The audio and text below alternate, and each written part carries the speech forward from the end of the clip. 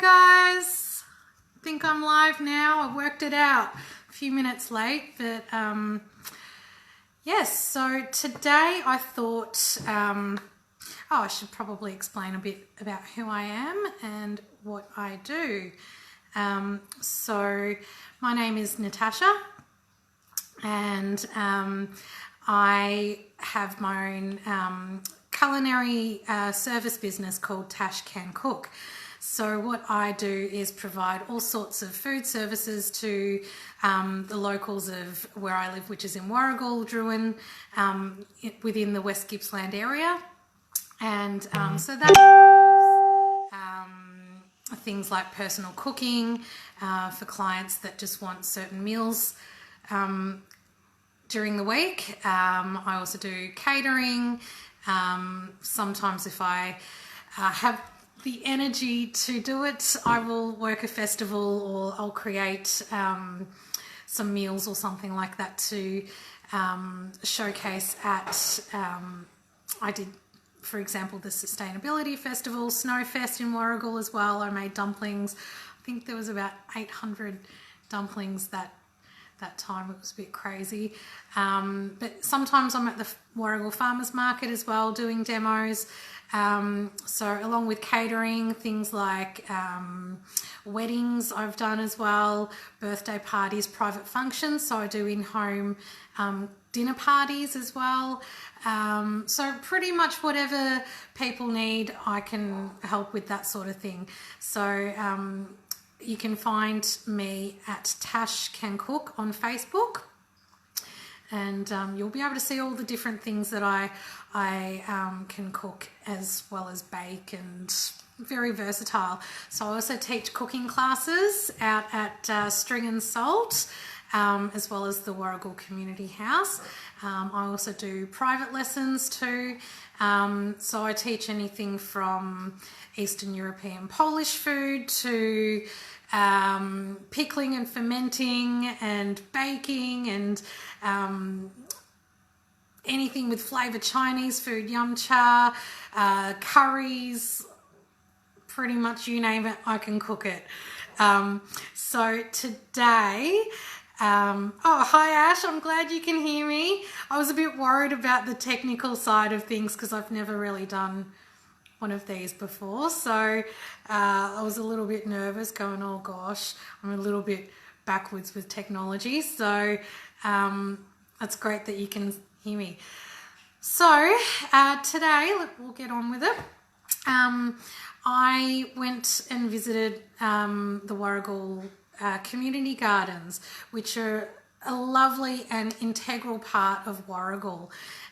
They're just back behind the community house, and that's where I do some of my classes there also.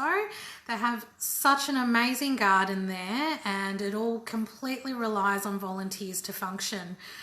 So if you ever have some time, especially once all the self-isolation is over, please head on down there, spend an hour just picking weeds or planting seeds, giving it a water. It's part of the community, and everything that's growing there is available to you as well. So any chance you get, just drop on by, and you'll see how amazing those gardens really are. And thank you so much to all the wonderful volunteers that put such hard work into keeping it running as well. So over here I've got some kale. There's Tuscan kale in here, and this funky purple leaf one. I've already cut it up because I thought I'd try and save a bit of time. But there's rainbow chard and silver beet as well. I'll show you the bunch left over. And the colours in the silver beet and the chard are just beautiful. So, and there's just so much of it at the moment. So one of my big passions is being able to preserve seasonal food. So what's growing at the time, what can you do with it, you know, rather than letting it go to waste? So you can do things like dehydrating, If you don't have a dehydrator, you can use your oven on really low, so 50 degrees or less, with the fan going. If you've got a fan forced oven, that can be really handy. Some people will even string their veggies on a piece of string over heating vents and that sort of thing to be able to dry them as well. So there are so many different ways to preserve food. Dehydrating is one of them. Yes, kale chips are my thing. I love kale, and they've got this beautiful umami flavour, and you really don't need that much salt on kale either.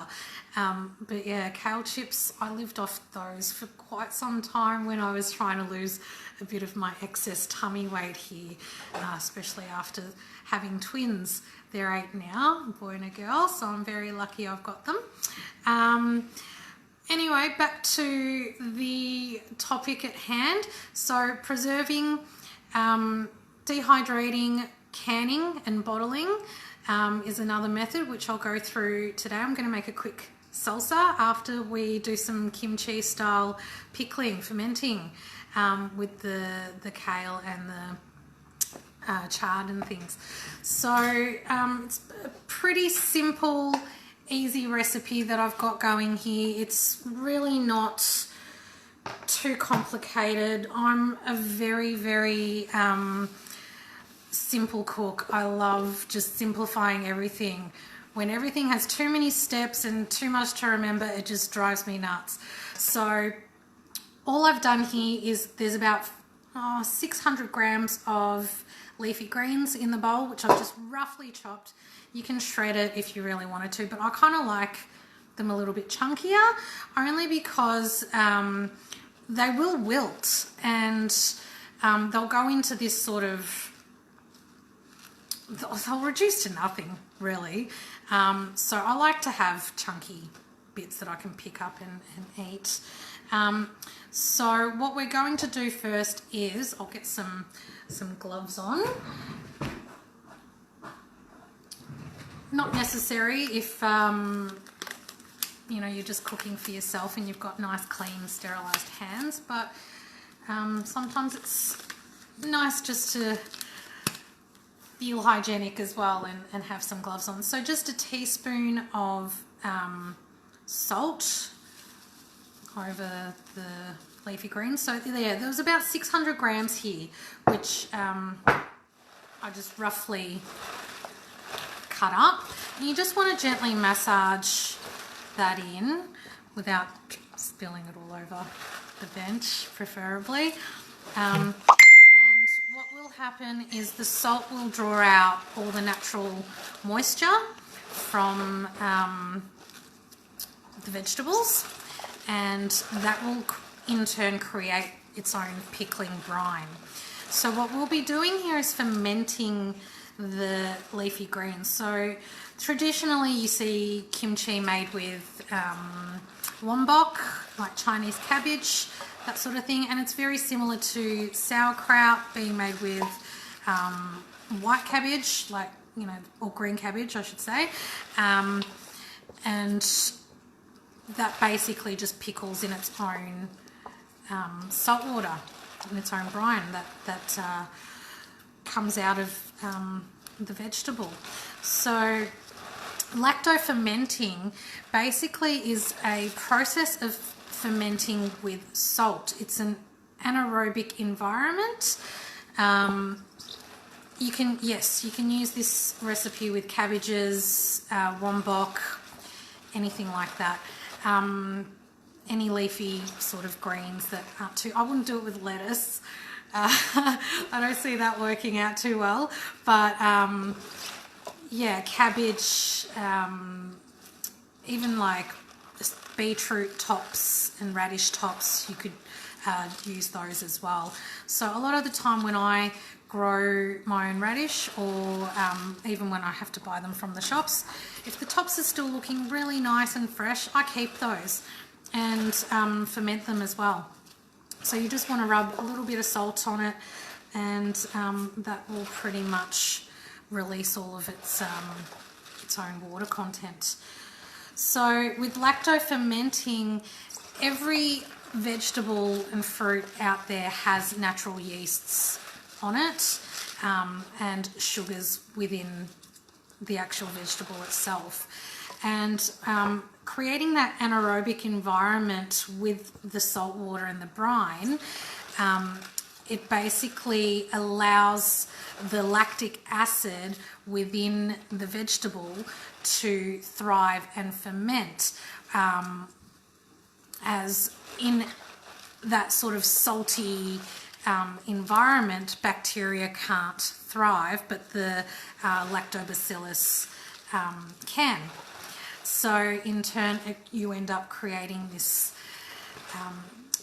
this pickle as such. And so what happens is, within about, it depends on how warm your kitchen is, but yeah, within about 3 to 7 days, I would start tasting from about 3 to 4 days if it's quite warm, so like say in the middle of summer. Each day you leave it on your bench top to ferment, it'll taste even more and more sour. So you'll start to get this more pickled taste to it. And I quite like leaving it for up to about 7 days because I love that really punchy, sour sort of pickled taste to my fermentations. So you'll see by day 3, hopefully at least, especially in this type of weather we're currently having, I'd suspect at about at least 3 days, you'll start seeing bubbles and like coming up the jar that you put your whatever you're fermenting in, and those bubbles are basically just the yeasts releasing gas, and that's a good sign. You want it to be bubbly and kind of a bit funky, like you want it to smell funky. Sometimes I open my fridge, I've got 2 fridges going, and one of those fridges I keep all my pickles in, and it's like, whew, it's a little bit pongy in there, but that's a good thing. You want it to pong just a little bit. As long as it's not growing white fuzzy mold, that's what you've got to look out for. That's something that you don't want. So I think I've massaged this enough while I've talked. So I'll just leave that there for a few minutes. And what I'm going to do is make a bit of noise now. I'll pop this aside.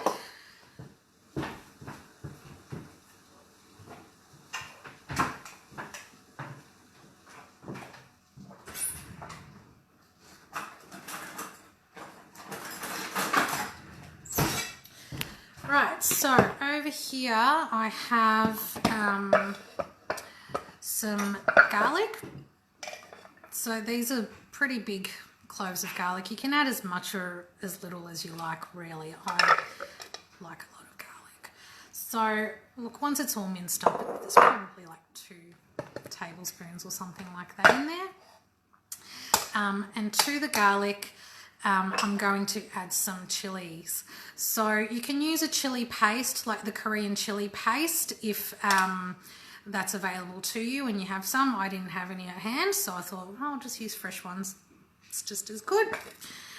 You can leave the chilies out if you don't like it spicy. I was even contemplating using some sriracha that I had in the fridge. So, you know, it's really quite simple. You can add almost anything you like to it. You can add ginger to this. I don't have any ginger, and I'm not a huge ginger fan myself, which is a bit strange being Asian and all. Like, my mum used to cook with it all the time, and it's just not something I've developed a taste for, I suppose. So, yes, feel free to use some ginger, galangal, lemongrass even if you wanted to. It's quite versatile in that way. So I've got some soy sauce here. I'm using 1/8 of a cup, 30 mils. And then I've got some fish sauce as well. Some people will even add the dried shrimp to this as well, but I'm not a huge fan of that flavour. I think it's a bit too too pongy. I think there's already enough pong in this. We don't need more pong. But yes, that is something people do. They add the dried shrimp as well. That's another option. You can add a teensy bit of sugar if you like, maybe a bit of coconut sugar or palm sugar. I try and eat very sugar-free. I'm type 2 diabetic, so that's something that I try and avoid. And just some sesame oil as well. This just will give it a really nice fragrance, about a teaspoon. And just mix it all together. Now, once you've got your fermentation going and it's ready to eat, what do you do with it? What do you do with like kimchi type of pickles? So many options. It's lovely just as a side that you can use to have with any meal. If you're having Chinese or something, a lot of the time in Chinese households, they always have like a little dish of pickles to have with their rice, you know. You could do kimchi fried rice, nourish bowls. It's so nice with some Nuji salmon is one of my favourite local smoked fishes to get, and I love making a really yummy sort of nourish bowl. So, but instead of rice for me, I would use, say, shredded cabbage or something like that instead to keep the carbohydrates down.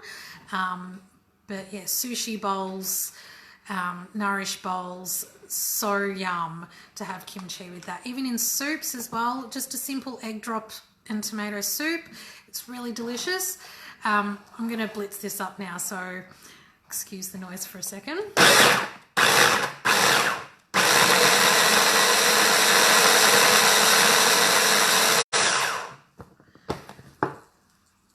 And there we go. So along with this paste that we've just made from the gardens today, they had some amazing garlic chives growing. Now, garlic chives is one of my favourite ingredients to put in dumplings. So I love pork and garlic chive dumplings. So this one you won't find growing as commonly. You can grow it yourself, and it does grow. Obviously, it's thriving at the gardens. And I did get myself some seeds for my garden, so I'm going to give it a go myself. But also, when the season is right, if you can't find garlic chives anywhere, you can just use angled onion or onion weed. That just grows abundantly everywhere. You can walk down the street and just find it. And it's very, very similar to garlic chives. And when it's onion weed season, oh my God, I'm in heaven. I pick the flowers, the little white flowers. They're so pretty, and they're just really nice to garnish with as well. And just, you know, put on your salad, or the whole plant is edible from the bulb all the way up to the leafy stem and the flowers. And when the flowers just almost go to seed, they create this beautiful little bulby goodness. Like, it's just so, and it's crunchy and peppery and garlicky. It's so nice. And you can pickle those and ferment that as well. So that's another option. Onion weed. Who would have thought? Yes, foraging is something I love doing, and it's actually really killing me a little bit, Ash, because we're heading right into mushroom season, and we're not allowed to go out into the bush, random bush, and go foraging as such. I guess from where we are here in Warrigal especially, you do have to drive, and you do have to travel a little bit to be able to go foraging for mushrooms. But yeah, it's so much fun. So hopefully might miss out this season, but maybe there's next season we can do all sorts of foraging with. We'll see how the world goes. So I've got some spring onion here as well. Another thing you can add to this is radish, so like daikon if you've got that, or you can add just even your regular sort of round red radishes, or even carrot. So you can julienne all that and add that in as well. And the carrot actually gives it a bit of a nice colour contrast, which I quite enjoy the look of. So anyway, I've got my gloves back on and I've just poured all that in.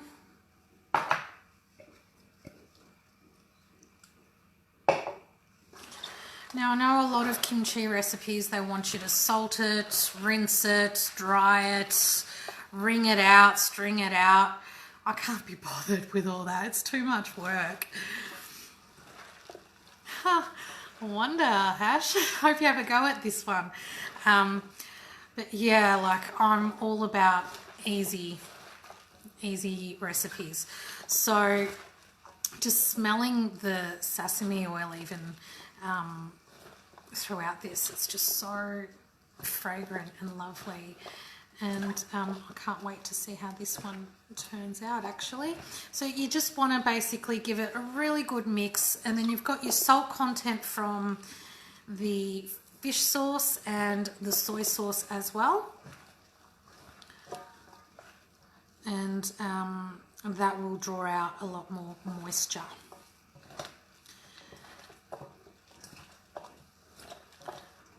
So what you also want to do is have some clean sterilised jars. So to explain sterilising quickly while I'm just giving this a really good coating. To sterilise, you can put your jars in the oven 10 minutes on about 120, anything over 100 at least, for 10 minutes, and that will be sterilised. If you have jars with tops, boil the lids of the tops. Do not put the lids in the oven, because a lot of the time underneath the lids have like a plastic coating or a bit of a foam seal, and you will kill the lids by putting those in the oven too. Yeah, and you can see how much that's reduced by already. So I'll just take one glove off. If you can see that there. I mean, I would almost eat it just like this. It's just, that would make a really nice salad even. It smells so fragrant. So anyway, with your sterilised and clean jars, you've got, you can use one of these flip top ones. Leave the seal off, because as it ferments, it's going to create its own juices and gases which need to escape. If you seal it airtight, you'll end up with an explosive bottle, which is not what we want at all. So pack it tight into your vessel of choice.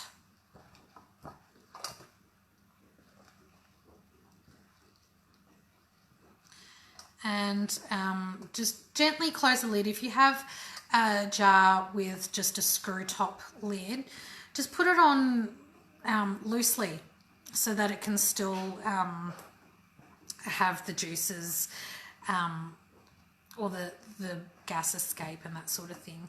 And sometimes I like to place these jars just on a tray or something like that, because they can bubble over. And you do want to make sure that